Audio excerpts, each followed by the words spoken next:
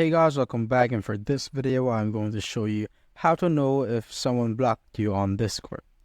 So as you can see, I'm currently on my DMs, and this I will block my account. So this account, I will block this with this account. So I'm gonna do it on my phone right here. So I'm gonna block my Chevy account right here. So block. Now if I try to message this person again, as you can see, your message could not be delivered.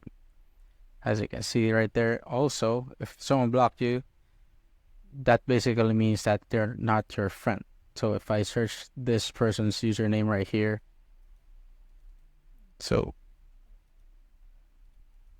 right there, if I'm going to search their username, just Chevy KT. I'm just going to go to friends right here, add friend. If I'm going to search for Chevy KT, send friend request. As you can see, it won't work since this account is blocked. So, and that's it, guys. If you have found this video helpful, simply leave a like below or subscribe because it helps reach more people. See you on the next one.